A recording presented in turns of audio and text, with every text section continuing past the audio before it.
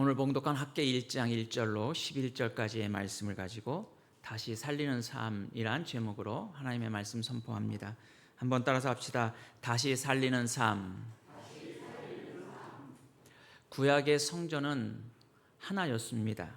솔로몬에 의해서 건축된 예루살렘의 성전.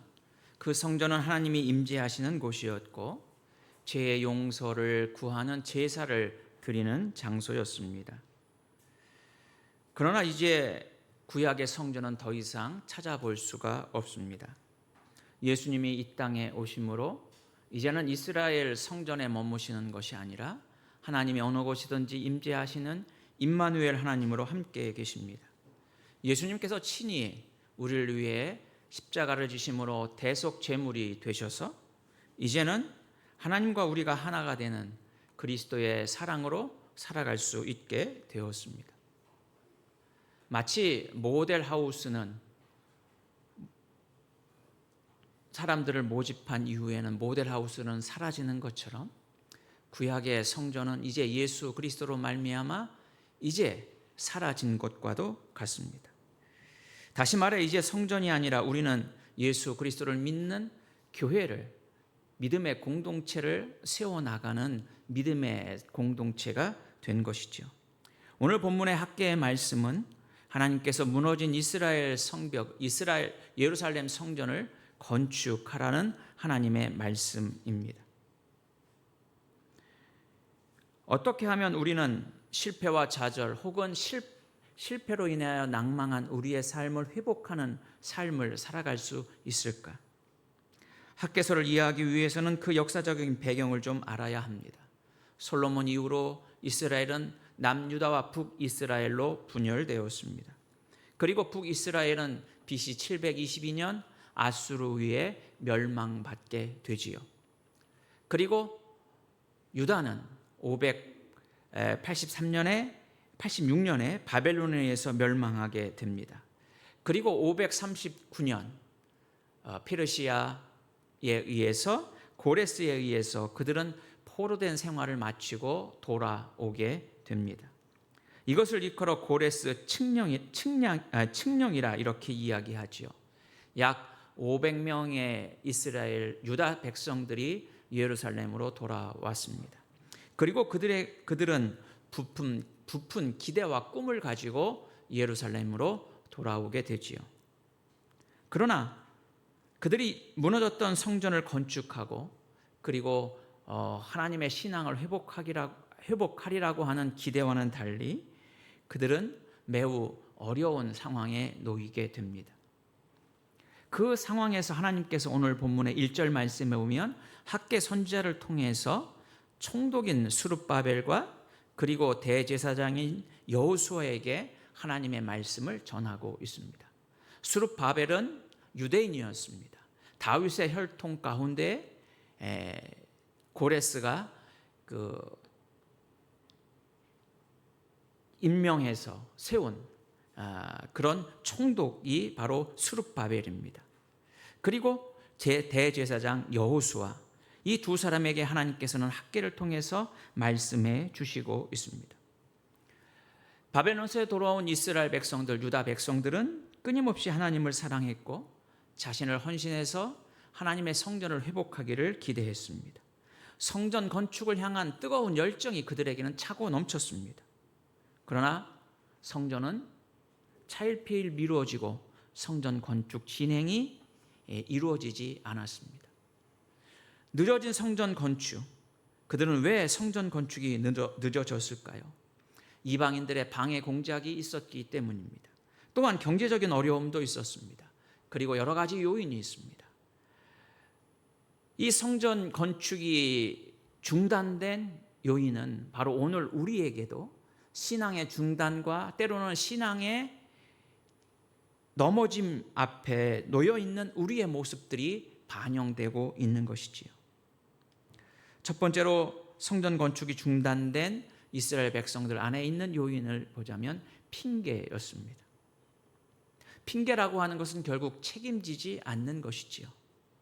여건이 허락하지 않아서, 환경이 좋지 않아서, 좋은 일을 못하는 것도 우리는 끊임없이 핑계를 대면서 마치 자신이 좋은 일을 하고 싶지만 좋은 일을 하지 못하는 상황 때문에 우리는 그 일을 하지 못한다고 이야기합니다. 신앙생활도 열심히 하려고 하지만 바빠서 기도할 수 없다고 이야기합니다. 그러나 TV를 보고 유튜브를 볼 시간은 차고도 넘치는데 기도할 시간은 없다고 이야기하죠. 우리는 끊임없이 핑계 가운데 살아갑니다. 마치 이스라엘 백성들이 성전 재건을 중단했었던 그 핑계의 요소가 우리 안에 있는 핑계의 요소임을 보게 됩니다. 또한 두 번째로 그들은 게을렀습니다. 아직 하나님의 때가 되지 않았다고 이야기합니다. 하나님의 때가 되지 않았다고 자신들이 해야 할 목표와 방향성을 상실해 버리고 말았던 것이지요. 열정은 있었지만 그러나 그들은 나태했습니다. 하고자 하는 마음은 있었으나 그들은 게을렀습니다. 그래서 어떻게든 주어진 여건 안에서 일을 행하는 것이 아니라 게으름으로 인해서 그들의 성전 재건이 늦어지게 된 것이지요. 또한 성전 재건이 늦어진 이유는 무관심이었습니다. 여러분, 관심이라고 하는 것은 우리를 일할 수 있는 힘을 발휘하게 합니다. 관심이 있는 곳에 우리의 열정이 쏟아지게 됩니다. 그 열정은 우리를 행동하게 만들지요. 이스라엘 백성들은 성전을 건축해야 함을 알고 있었음에도 불구하고 실제로 성전 건축하는 일에는 무관심했습니다. 열정이 없었습니다. 다시 말해 하나님의 일에 무관심한 것이죠. 우리의 신앙의 모습은 그렇지 않습니까? 하나님의 일을 해야 하는 것을 알면서도 사실은 하나님 일보다 내게 주어진 일에 더 많은 관심을 가지고 있습니다. 또한 그들은 하나님을 온전히 믿지 못했습니다. 핑계를 대고 게으르고 무관심했을 뿐만이 아니라 하나님에 대한 불신이 있었습니다. 그래서 하나님의 성전 건축은 중단되었고 그리고 그 공사는 16년이나 지나게 되었습니다. 이때 하나님께서 오늘 2절 말씀에 성전 건축할 시기를 이르지 아니하였도다 하며 하나님의 백성들을 향해서 말씀해 주시고 있지요. 하나님의 성전 건축이 아니라고 말하고 있는 이스라엘 백성들을 향해서 지금이 바로 하나님의 성전을 재건할 때임을 말씀합니다. 핑계와 나태함과 무관심과 불신으로 인해서 패배주의에 물들어 있었던 유다 백성들을 향해서 하나님께서는 학개 선지자를 통해서 이제 새로운 다짐과 결단과 헌신을 통해서 새로운 시작을, 새로운 비전과 새로운 꿈을 갖도록 말씀하시고 있는 것이지요. 또한 오늘 본문의 말씀에 보면 5절과 7절 말씀에 너희의 행위를 살필지니라 너희는 자기의 행위를 살필지니라 두 번 말씀하고 있습니다. 이스라엘 백성들이 자신을 돌아보고 자신을 살피는 자기 성찰의 시간들을 멈추었음을 보게 됩니다. 다시 말해 하나님이 주시는 은혜를 잊고 하나님의 은혜를 망각한 채 살아가고 있다는 것이지요. 여러분, 우리가 끊임없이 자기를 성찰하는 것은 나를 반성하는 것뿐만이 아니라 그리고 새로운 계획을 결단하고 실행하는 다짐을 하는 것뿐만이 아니라 가장 중요한 나를 살피는 것은 나의 연약함을 고백하고 하나님의 크신 은혜를 기억하기 위해서지요. 그런데 이스라엘 백성들은 자기를 살피는 일을 중단하고 있습니다. 하나님께서는 이스라엘 백성들의 너희의 행위를 살피라고 말씀하십니다. 행위를 살피는 것은 무엇입니까? 4절 말씀에 보면 성전이 황폐하였거늘 너희가 이때에 판벽한 집에 거주하는 것이 옳으냐. 하나님의 성전은 황폐하게 되었는데 이스라엘 백성들은 그 성전 건축하는 것을 멈추고 편벽의 집에서 살고 있다는 거죠. 이 4절 말씀에 판벽한 집이라고 하는 것은 바로 뭐냐? 나무판으로 벽을 만드는 거예요. 이스라엘의 로마 시대에 주로 건축은 돌로 건축합니다. 이 판벽으로, 다시 말해 나무로 벽을 돌렸다라고 하는 것은 요즘의 표현으로 말하면 화려한 인테리어를 꾸몄다는 거예요. 그래서 하나님의 성전은 황폐하게 되었는데 유다 백성들은 지금 화려한 집에서 살고 있으면서도 하나님의 성전이 황폐하게 된 것을 돌아보지 않습니다. 오로지 그들의 관심은 자신의 집에만 있습니다. 자신의 안위에만 있습니다. 자신의 성공에만 그들의 관심이 있었습니다. 그래서 그들은 자신을 살피는 것, 하나님이 베푸신 은혜를 잊고 살았던 것이지요.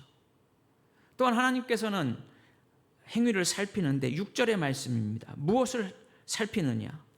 많이 뿌려도 수확이 적고 먹어도 배부르지 않고 마셔도 흡족하지 못하고 입어도 따뜻하지 못하고 일꾼이 품삯을 받아도 구멍 뚫린 전대에 넣음처럼 그 품삯이 다 사라져 버리는 것이지요.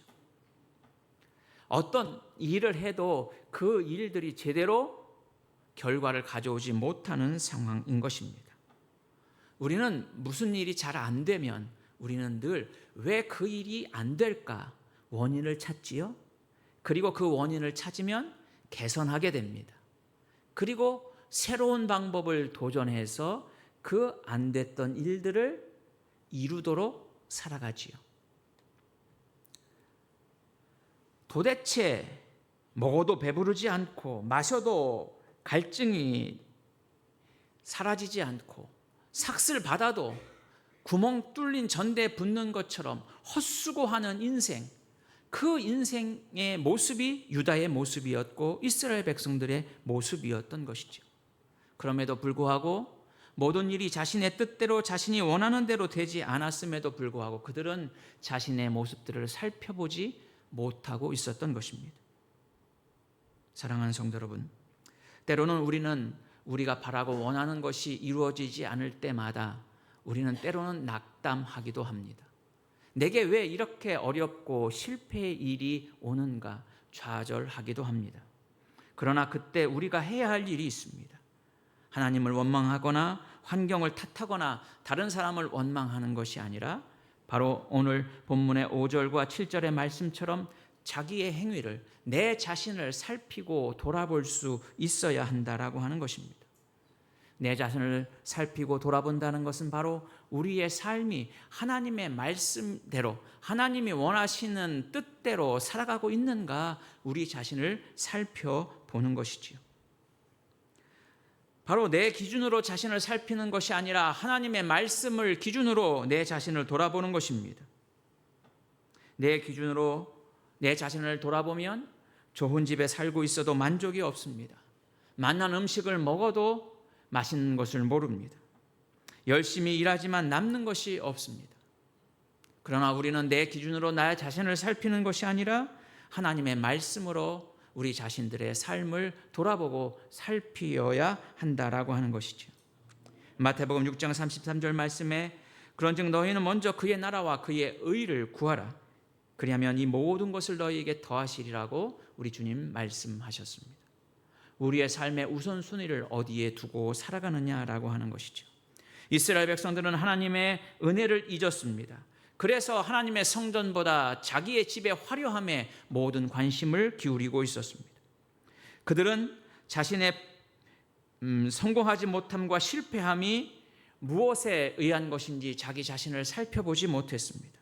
하나님께서는 말씀으로 자기 자신의 모습들을 살펴보라고 오늘 우리에게 말씀해 주시고 있습니다. 우리의 삶의 우선순위를 어디에 두고 살아갑니까? 자기의 행위를 살핀 후에 하나님께서는 8절에 이스라엘 백성들을 향해서 이렇게 말씀하십니다. 너희는 산에 올라가서 나무를 가져다가 성전을 건축하라. 이제 늦어진 성전 재건, 다시 말해서 비전을 상실하고 하나님의 꿈을 상실한 채 좌절 가운데 있는 너희들, 그리고 멈춰버린 자기 성찰, 하나님의 은혜를 상실한 채 살아가고 있는 유다 백성들을 향해서 하나님께서는 산에 올라가서 나무를 가져다가 성전을 건축하라고 말씀하십니다. 하나님의 성전은 사실은 나무로 지을 수 있는 것이 아닙니다. 다윗이 하나님의 성전을 건축하기 위해서 수많은 금과 은과 놋과 그리고 백향목과 화려한 재료들을 준비했습니다. 그저 산에 올라가서 아무나 가져다가 성전을 건축할 상황이 아니었습니다. 그럼에도 불구하고 하나님은 학개 선지자를 통해서 오늘 우리에게 말씀하십니다. 멈춰버린 우리의 신앙의 모습, 그리고 멈춰버린 하나님의 말씀을 따라 살아가는 자기 성찰의 부족함, 이곳에서 우리가 해야 할 것은 바로 산 위에 올라가서 성전을 건축하라고 하는 것이지요.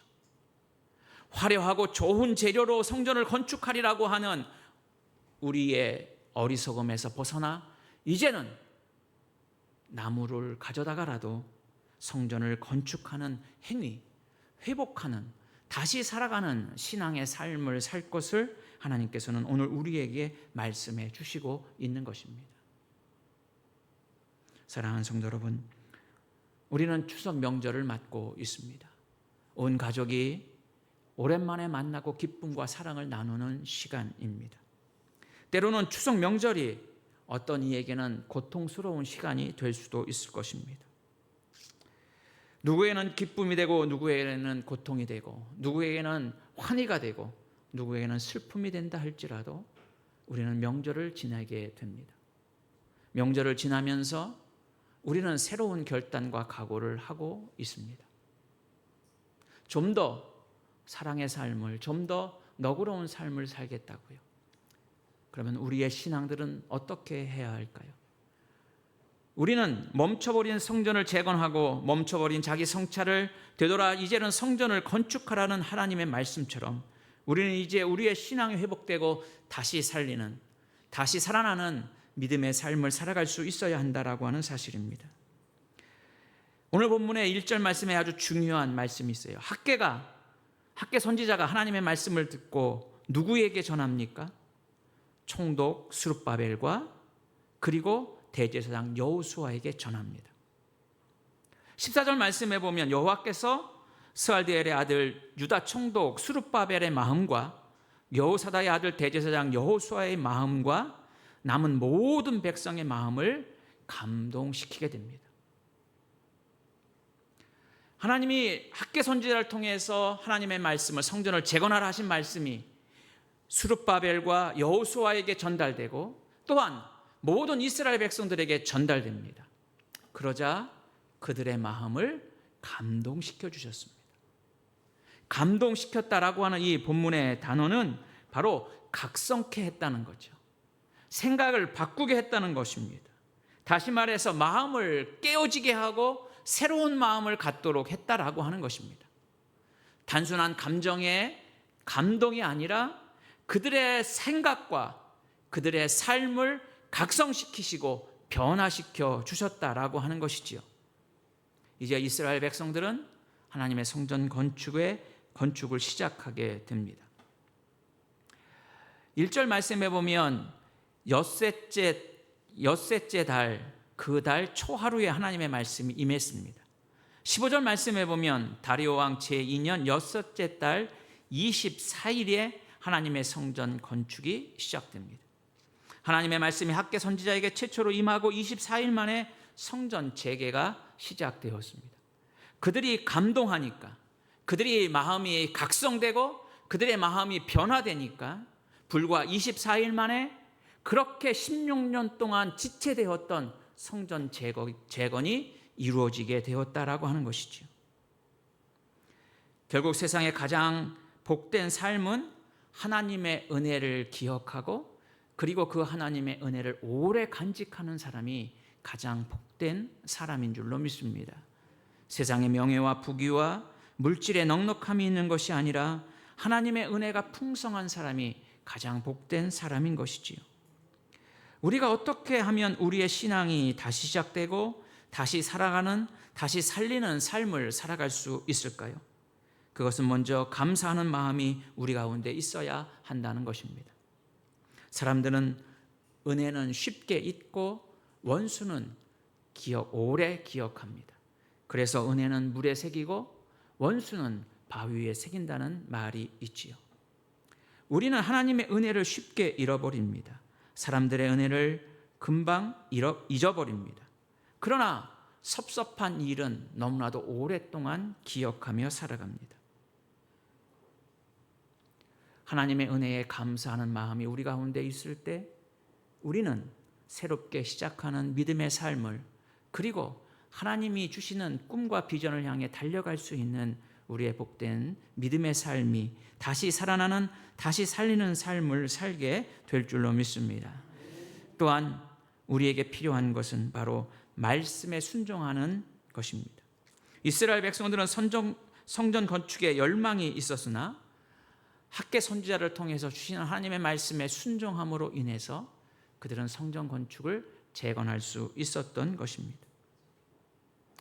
16년 동안 좌절의 시간을 극복하고 새로운 도전을 시작할 수 있었던 것은 바로 학개 선지자를 통해서 주시는 하나님의 말씀에 순종하였기 때문입니다. 산에 올라가서 나무를 가져다가 성전을 건축하라는 그 한마디, 새롭게 시작하고 새롭게 도전하라고 하는 영적인 그 말씀에 이스라엘 백성들은 철저하게 순종했었던 것이지요. 사랑하는 성도 여러분, 우리가 다시 사는 길, 우리가 다시 살리는 삶의 모습들은 바로 우리가 하나님의 말씀에 순종할 때 가능한 줄로 믿습니다. 또한 다시 살리는 삶은 바로 협력하는 마음이 우리 가운데 있어야 한다라고 하는 것이지요. 아까도 말씀드린 것처럼 학개 선지자는 총독 스룹바벨과 그리고 대제사장인 여호수아에게 말씀을 전합니다. 그리고 그 말씀은 온 백성들에게 전파됩니다. 그리고 하나님의 성전 건축은 공사는 학개 선지자에 의해서만이 아니라 15절에 있는 것처럼 총독 스룹바벨과 그리고 대제사장 여호수아와 그리고 남아있는 모든 백성들이 합력하여 성전 재건을 이루게 된 것을 보게 됩니다. 결국 총독과 대제사장, 선지자 그리고 모든 백성들이 협력할 때 하나님의 성전을 재건하는 놀라운 일들을 시작하게 된 것이죠. 사랑하는 성도 여러분, 우리는 합력하여 선을 이루는 믿음의 삶을 살아갈 때 우리는 되살아나고 다시 살아나는 믿음의 삶을 살게 될 줄로 믿습니다. 때로는 우리는 살다 보면 위기의 순간이 있습니다. 넘어질 때가 있습니다. 때로는 좌절하고 낭망하고 실망할 때가 있습니다. 그때 우리는 하나님을 찾고 하나님의 말씀에 귀를 기울이고 하나님의 음성을 들으라는 하나님의 위기의 순간을 오히려 신앙의 기회로 삼고 되살아나는 신앙의 삶, 그리고 죽어가는 하는 영혼들을 살리는 여러분들의 복된 믿음의 삶이 될 수 있기를 주의 이름으로 축원해 드립니다. 기도합시다.